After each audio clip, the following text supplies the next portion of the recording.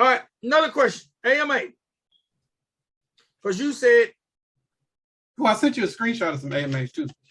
If you check in the messenger, or our messenger, it came from one of the, I think it was an anime fan, Coca, a couple people. If you run out of questions, they're in there. I didn't print it out. Okay, let's do it. Do you think people, this is from Anime Fan, I'm sure you don't mind us calling his name. No. Do you think people do rollouts? Do you think people don't do rollouts in country rap because they don't have the knowledge, or they feel like it's not needed? Both. They don't have the knowledge. And you don't have the knowledge because they feel like it's not needed. And the only reason they feel that way because everybody else isn't doing it. The consensus is just throw random records out, or because there isn't any structure. The last person that I saw do a rollout, and I think we mentioned it before in another episode, it was just recently. It was the Howdy Dowdy record by Leroy Biggs, the Reverend Leroy Biggs. Howdy. Yeah, the Howdy, that was a rollout. I haven't seen many people do other rollouts. Like Tom McDonald did one for the Adam and him collab. Yeah, they definitely did a rollout on that. That was a damn good rollout, but I haven't seen a lot of rollouts. I'm gonna be honest, and this is not really a country rap artist, but he's embraced by the genre. Tom McDonald does rollouts for everything, all his full-length projects. Yeah.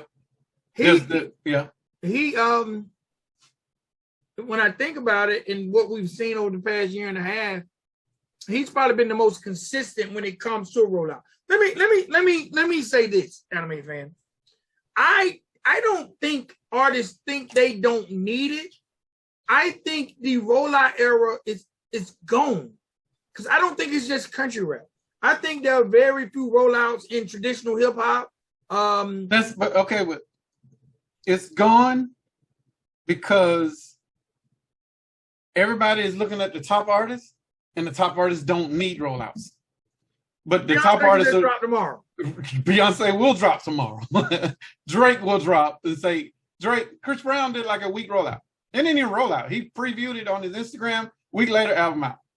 Drake says he's gonna drop an album next week or 2 days, album out. But the artists that are watching them think that is the way that you need to be doing it, and that is the absolute wrong way you need to be doing it. They're on a different status. They can do that. They can do that and still be on the Billboard top 10 charts, because they already have a built-in fan base. They have a core fan base. They have people that are going to support them regardless of whatever they drop. It doesn't matter if it's ass. They are still going to go back and go and listen to it or download it or stream it, however they want to do it. However they consume their music, they are still going to do that. The issue is there are little people that are under the big people are copying the big people's formula, but the big people's formula is wrong. That is not how you need to be doing it. That is why most of us over here up under the big people are failing at our advertising, marketing, and branding approach.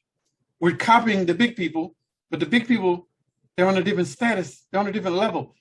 And I get artists all the time, and and somewhere in that argument, they'll be like, well, this is how Drake did it. Bro, you ain't Drake. Drake got 20 years in it. Drake didn't, now if you want to go back to early Drake, when it was just mixtape Drake, when he was, him and Novel were just dropping, and him and Trey Songz were barely even known. Like, you want to go back to those days, there was fucking rollouts. Now, if you want to compare these artists, compare them and make it applicable to where you are in your career and where they were in their career when they did this. But none of them are doing that. They're comparing today's artists to where they are today with themselves or where they are today. But you're not them. Drake's $1 million act. Beyonce's $1 million act. Chris Brown is $1 million act. You are not them, but you still want to copy those practices that you see them doing and apply it to what you're doing. You can't do that. You need to roll out. And now I don't even know if we need to define out how to roll out, but again, you want to see what a rollout looks like and what it needs to look like. Look at how Tom McDonald operates when he drops a project. Look at what Leroy Biggs just did. Like, no one else over here in country rap is doing it. And I can say that with a hard fact. Like I haven't seen a real rollout. I've seen where somebody, and let's use our favorite label that we like to talk about as an example. And I'm not beating up on them.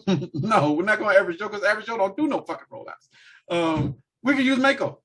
What Mako would do when they get ready to drop a project, Gator will get on social media and start talking shit. And it'll lead up to that. And it'll be on some, I'm just going to talk to y'all for a moment. And that'll be one day and the next day and the next day and the next day. And they keep escalating until, I'm getting ready to drop a project. Y'all check it out. And then that's it. And now the week of, he might say, hey, y'all go check out FJ's project. And then after the project is done, ghost. Speaking of. And if prove me wrong. Speaking of. You can look on all of their social medias and you will see the same pattern. Talking shit. Hey, y'all go check it out. Ghost. Talking shit. Hey, y'all go check it out. Ghost. Repeat it. Speaking of. Okay. As of us recording this now. Okay. FJ is dropping a project tomorrow at 6. Mm-hmm. King of Detroit.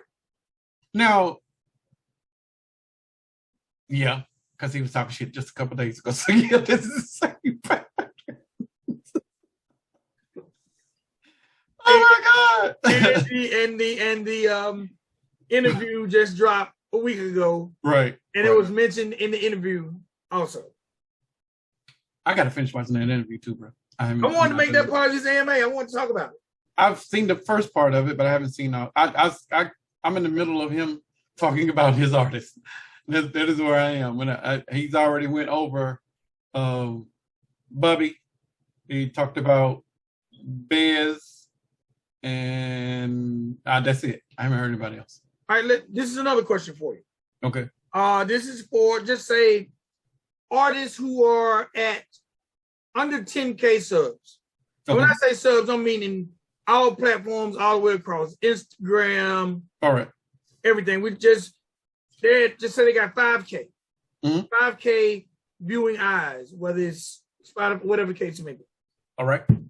Should an artist like that sign a deal with a company that does not give them money up front? Depends on what that deal looks like. Let's just say a distro deal, and they're going to maintain 70-30. Let's just say Anime Fan. We're going to use Anime Fan since he's not an artist. Okay. Anime Fan is an artist. Okay. Anime Fan is an artist.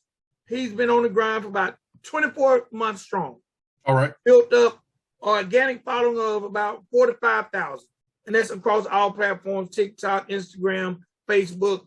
He's built up an organic following of about 4,000 to 5,000 people. Mm-hmm. Distro company comes to him and says, hey, we want to put out your next project. We don't have any money up front, but we're going to handle marketing. But we'll do a 70-30 split, 70 you, 30 us. Should Anime Fan take that? Take the deal. Take that? Yeah. No money up front, but take it. Yeah, because we want 3 projects though. 3 3 albums, not 3 singles. How long is this deal? 3 albums. Maximum 20 records. 20 records. Take the deal. It's a good deal. It's a good deal because that distributor is able to press some buttons that you absolutely cannot press. And by you being affiliated with that alone, it helps increase your reach. And to give 30% to that entity to help increase your reach, that's a good deal. Take the deal. Okay, now what if Anime Fan had 2 previous releases prior to, and they're interested in those as well? Now that's what some money needs to be involved. Touching back catalog is touchy. And it doesn't matter if it was just sitting on the shelf. If they want any of it, if they want any back catalog, then some money needs to come into your hand because they're buying into what they think is going to be generated. And you already know what has been generated because you got sales reports from all of that other stuff. So if they're buying into that, there's money that if they want some of that, then now you're taking a hit in your pocket. And it doesn't matter what it was generating. Let's say it was only generating $10,000 a year. that's still 30% of that is going to them. So $3,000 is going to them. You need at least $3,000 back up front, because you're not going to be able to see that anymore, because they are now going to take that and as per the stipulations in the deal that you're about to sign. As a matter of fact, I'll probably go as far as I want $5,000. No, if it's a 3 album, you're probably going to do an album a year. I would probably call it 20 songs. 20 songs. However that looks. I would probably do. I would. However you plan on releasing these projects, and if they're going to be in a 12 to 16 months span, each coming out, then you need to multiply those 12 to 16 increments times the money that you're about to lose for the time frame. So it'll be $3,000 times 3 years. So you need $9,000 minimum up front for you to be able to comfortably give them your back catalog, because that's money that you were going to be losing anyway. Oh, Zach, I'm shooting my podcast. I'll call you back. All right. Okay. I think that's a good answer though, because I'm sure there are a lot of artists out there who need the information. Now, same type of deal, right? Okay. But they want to do 50-50. The distro? The distro. But the distro promises 8 videos off of those 20 songs, non-recoup. The distro's paying for the video? Yeah. Hell yeah. Take that deal. Take that without a doubt. Now you can upgrade your video budget.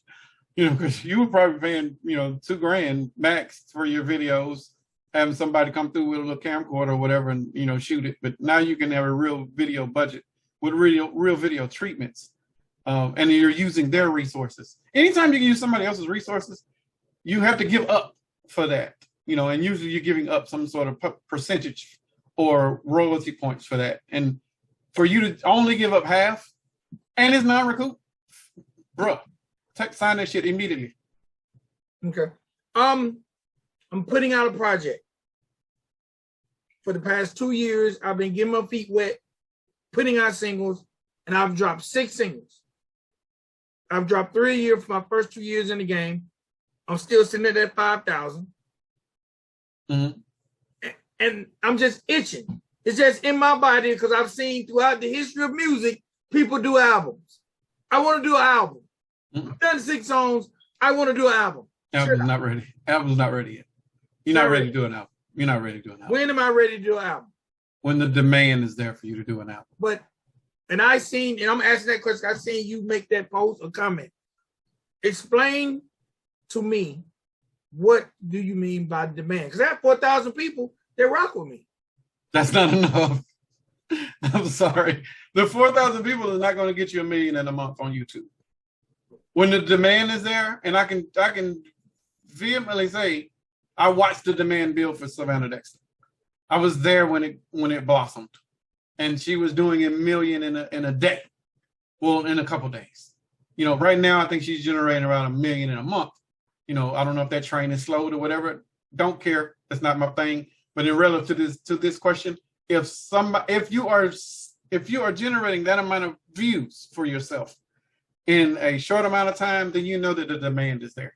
If you are still on a plateau and you haven't reached that plateau yet, or if you are just hovering in this range right here, this is where the distributor or a label will help you to get off of that level and escalate you.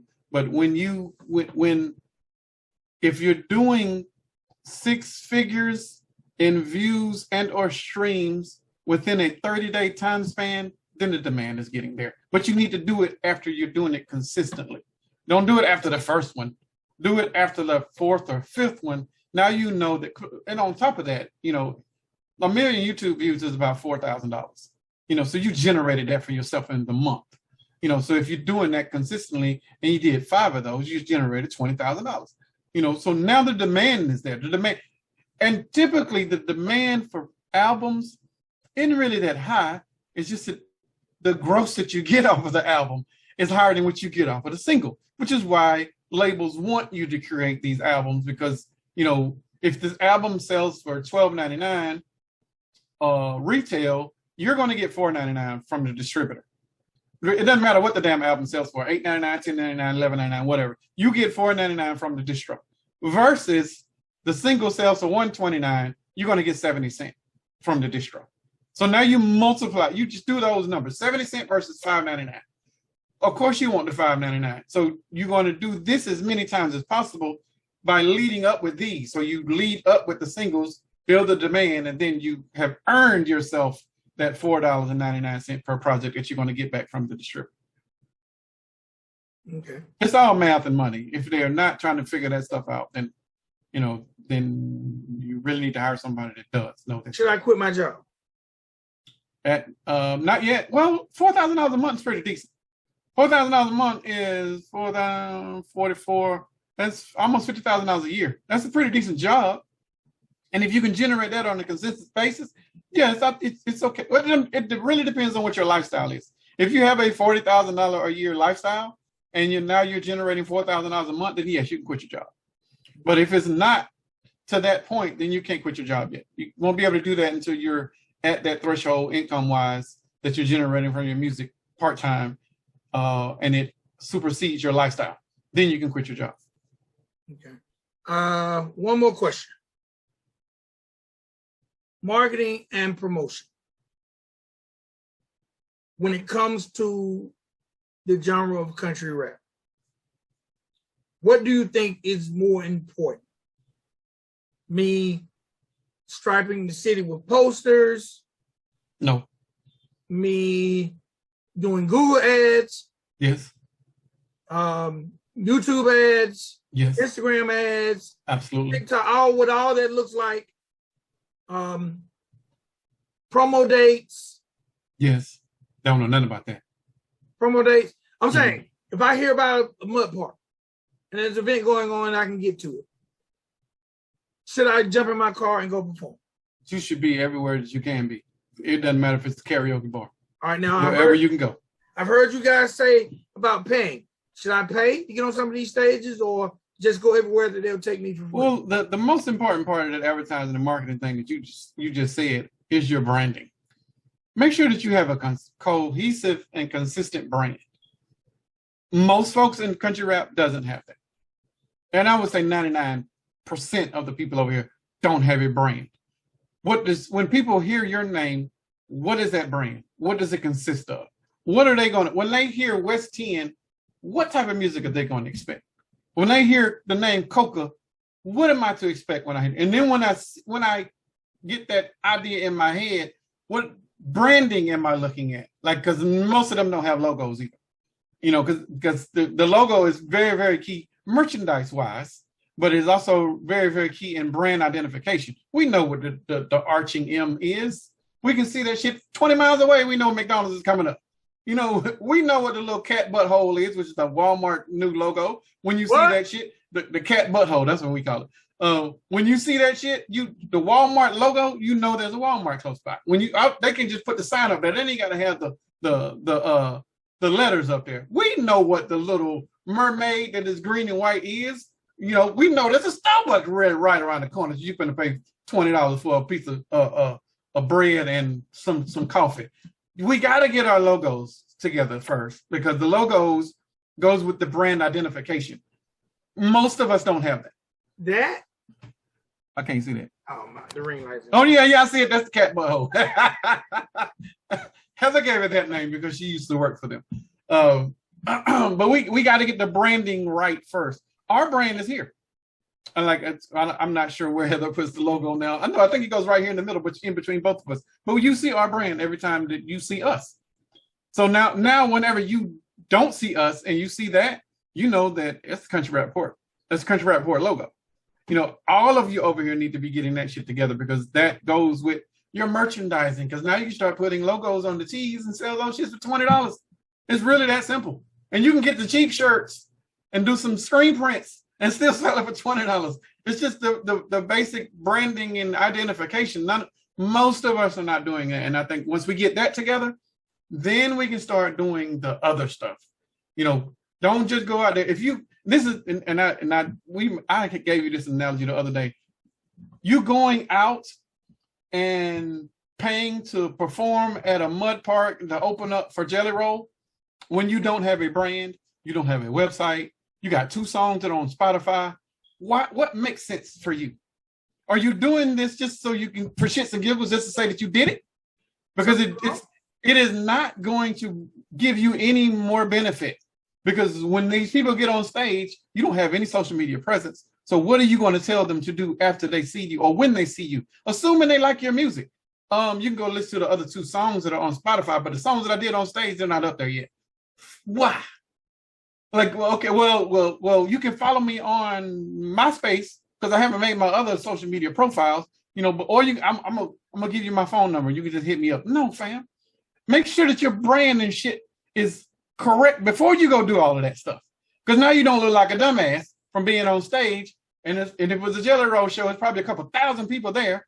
And you missed the opportunity to capitalize on that exposure because you don't have what is necessary to do what's next after that, which is to send them to you. But there is no you. You is on stage. Past you being on stage, you got 2 songs on Spotify. You got 2 songs on Apple Music that work the songs that you were just performing on stage. It's dead. And it's gotta make sense. You gotta make it make sense. And you make it make sense by having a cohesive brand. Start with a website. If you can't get a website, get an app. If you can't get an app, then join a social media platform and make that your main homepage until you're able to build all the other 2 things, all the other things that are necessary. But a website is definitely necessary.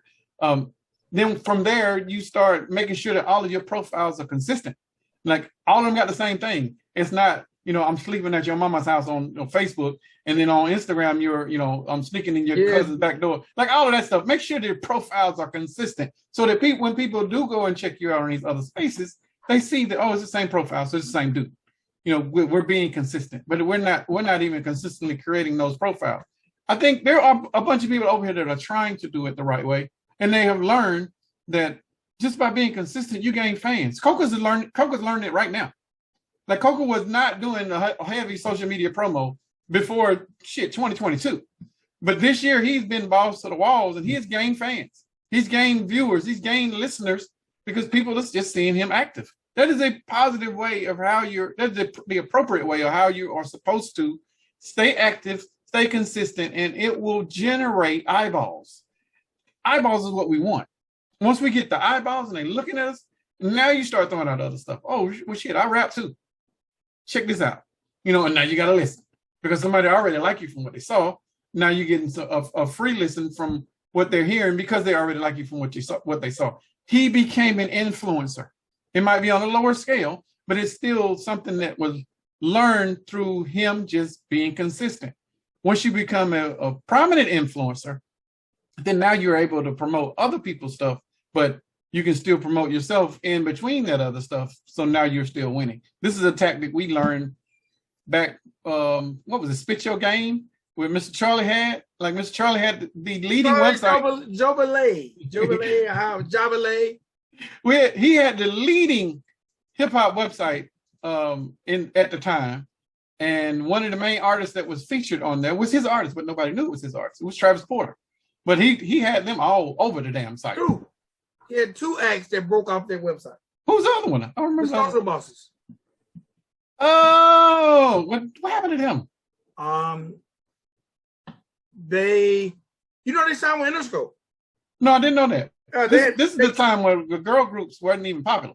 So it was a good thing. They signed with Interscope. They actually got a very good creative writing team put together. And the reason I know so much because that was a Mr. Collar Park group. Right. They signed with Interscope. They had a very good writing team, but I think the guys were just a little too complex with the lyrics. Okay. So they put out what I consider a classic mixtape for that time. And then they went another direction and tried to do like a black girl pop rock type group. And which we've never, closest we've seen to that was In Vogue. They wanted to do like the TLC image, with more of the rock, hip-hop-ish type records. Okay. And it just didn't, the image resonated with the young people because remember they were teenagers. Right. But the look, the sound didn't resonate with the urban community. And then the mothers started to bicker. So, gotcha. And then each mother got each girl their own manager, and it just never manifested. They just never gave Interscope anything Interscope felt like they could work with. But they appeared on 106 in Park. One of the girls co-hosted 106 in Park. The group just disbanded. One got into acting. One got in another girl group, which didn't do anything. And damn. Yeah. But they had a shot because they was on Interscope.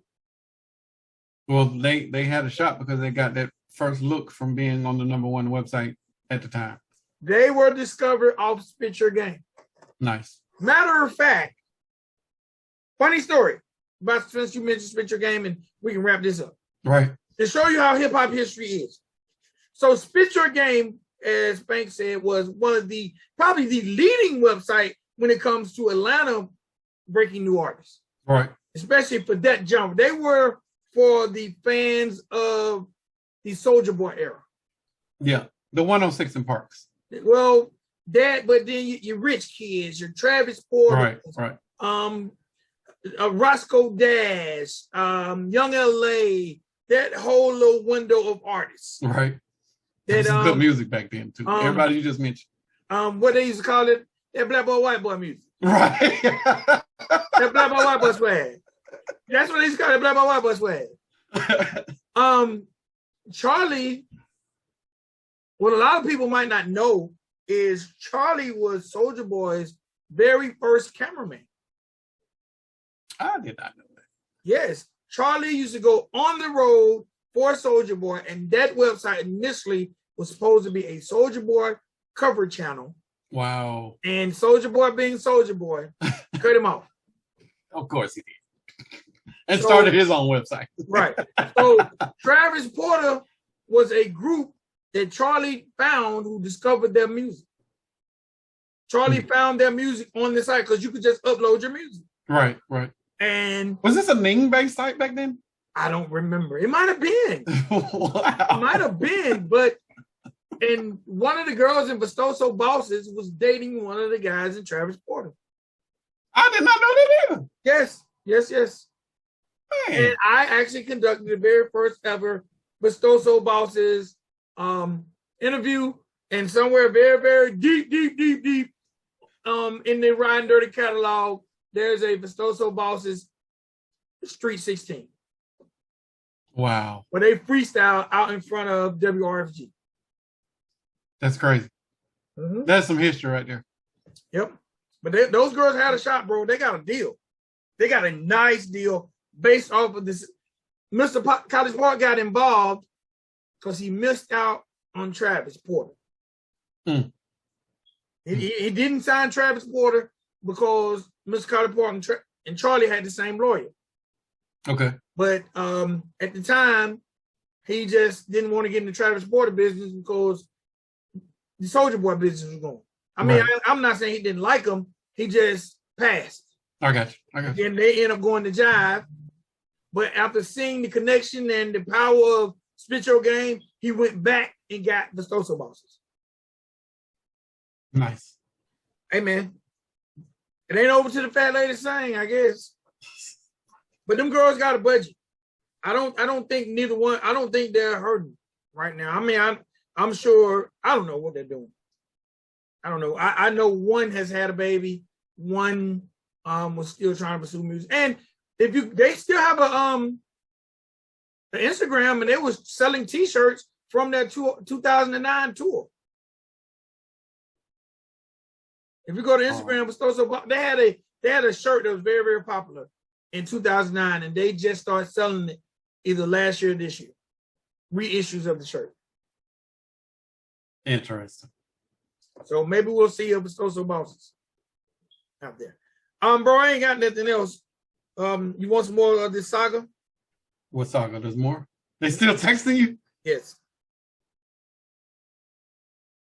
Ask them how they get the number. And they said, I don't mean no disrespect. I'm just doing my thing in my own zone. I don't want, what is that? I'm doing my own thing in my own zone. I do want to work with y'all, but not like that. I don't know what that means. And I guess the answer to my question to how'd you get my number? Oh, interview you did in Boys ATL has your number, and I hosted it up there. In where ATL? Boys ATL. An interview I done with a online publication, probably. I don't even know if we had the Country Rap Report. I don't believe that. Because this is a different number. You had this number this long, bro. Okay. And so I said, okay. I'm like, oh, okay. I'm really tired of playing now. And I said, weird. You know who you are talking to, but I don't. But okay. But you don't let me know you ain't thugging. But you still could be thugging. I don't think so. No, I don't either. So it's all good. You want to play? They said, yeah, I'm likely the weirdest MF out of the bunch. I'm the weirdest MF of the bunch. They can vouch for me in Tennessee and Kentucky. If you knew who I was. Tennessee and Kentucky. I don't. 270 is Kentucky. I know, but I would probably just like. Then they said, I said, interesting. So now I'm hitting you with I don't want to play no more. Interesting. They say it is interesting. There was a ghost in Nashville in 2011 up to around early 2013, but I had to tuck tail and come back home. I don't know who that is, man. Nah. So tell me to sing you some music. And shoot the email, and then that'll cut all that out. They're gonna say I ain't ready yet. All right, bro. I'm also getting weird phone calls from my dad, so I kind of handle that. Okay. Ladies and gentlemen, boys and girls, this was it was a lot of gems dropping this AMA. It's a lot of info for sure. Especially about the promotion, especially about there are a lot of people who are going to get potential distribution deals, what you can look for and what not to look for. But if you find somebody that's going to shoot them videos, especially with no Riku, right, jump on that. And I just made that up while you was talking. But hey, man, y'all take this information. Hopefully, y'all go back to a lot of these AMAs and use this information because it can be very pertinent to your career as you build it. Okay, we need to probably do one on. Actually, I got asked a question offline, but I'm like, man, that would take us a while. Someone asked me, and this could be a future AMA. Do we have a list of what was the question? Do we have a list of places to service their record to do a rollout? We'd have to create that list. That's what I told like, man, that's gonna probably take us a while because the country rap media is so small right now. There's only like two podcasts. That's us and I got some shit to say. And then but there's tons of reactors. Oh, there's like 50 reactors now. But then, again, we'd have to compile that list for them. I don't mind compiling the list for them. It's going to consist of mostly reactors, though. Yeah. But the reactors over here they move the needle. But if you can get covered by half the reactors, I don't think that's a bad start. Agreed. But I don't know what these reactors are charging because you got to treat the reactors like a feature. And you need them. They don't need you. So they are definitely going to charge you something to go over there. Now, if you are bigger than the reactor, then it's probably an honor for them to cover you in any sort of way. So you might want to just maybe give them a short feature, or not a feature, but a short interview, or do a drop for them to barter it off, like something, you know what to make it worthwhile for them. You know, if I was an artist, mm-hmm. I would. Especially if I had a home-based studio, right? And if I had access to beats. And I'm going to put this out there, and we definitely can go after this. If I was an artist, bro, I would find every reactor, every YouTuber, every person that does a show on a consistent basis, and I would ask them, do they need a theme song? That's a good idea. Bro, because you always think of the theme songs. I never ever think of the theme song. But that's a good idea. Bro, imagine if you had the theme song. We just gave 100 people a $1,000 idea. Imagine now, if you had the theme song to 25 reactors, and in every theme song you said your name. Or imagine if you done the, now I don't know how the reactors will feel about this one. Right. But what if you gave them the same beat with different vocals? Right. And you registered or whitelisted. That's possible. I mean, that's something a producer could use versus, what you just said with an artist. And the reason I said that, over in the what I call the beef sector of YouTube, well, they call it the beef sector of YouTube. They take things they say about other people, and there are about 5 producers who take those things and create songs out of with just those things. Like, say, if they done us, they will have a beat, right? Right. And it might be like, what up, y'all? What up, y'all? What up, y'all? Okay. What up, y'all? Support equals support. They might take that sample different things we say during the podcast and create a song. That's dope. That's very big in the beef sector. Now they're saying other stuff like beef type things. Right. But it's very entertaining, and the producers aren't, well, some of them are terrible, and I think they're actually registering those songs, because one of the big things for a while in the beef sector was other YouTubers was realizing the YouTubers didn't know their business, and they was registering the songs. Nice. They was registering the songs, then flagging them. Damn. You call me a punk, I'm registering that beat, and I'm a flag you. Every time. So, hey man, but I think that would be dope. If I was an artist, I would do every cheap, inexpensive way I could to get my name heard. And I would create the Mike Jones method. Every song, Vic XL, woo, yeah. Vic XL, woo. Because even to this day, if somebody say Mike Jones, what you generally gonna say? Who? I mean, they made a record how long? At least 20 years. I don't even know where he's at. But hey man, so I don't know, man. There's a lot of stuff y'all can pick off this episode, I think. And I would love to hear, okay, like, I gotta shout this person out. I shot out last time, but damn it, I gotta shout out now, because she just done something I've never seen. Shout out to Bird, because Bird could definitely use a theme song. Hey, Coca, Bird, make it up, make it work. And listen, Bird just done a 27-hour live. Damn, bro. That's too long. Who watching that long, bro? Unless you bucket naked, and how are you giving viewers attention? I jumped on YouTube at 3 a.m. at work. Right. Bird was on live. I got off work at 8 o'clock. Bird was on live. On YouTube? Yes. Damn. I went to sleep. What? Bird was on live. Me and you recorded. And I talked about her going on. Remember that? The Titty Tuesday day? Yes. Yeah. She was on live. I went to work again. Back to work. Because now I'm interested in seeing how long this girl's gonna be on live. Did she forget? Did she forget she was live or just had the phone sitting on around somewhere? Every time I seen her, because sometimes she'll just put the thumbnail up there. So she wasn't showing her face the entire time, right? But every time I seen her, she had on different clothes. So I'm like, you know what? I'm not clicking back on here. I'm interested in clicking on when she's off to see how long the live was. And it said 27 hours and 12 minutes. Okay. The live is gone now. But YouTube probably won't render it, I'm sure.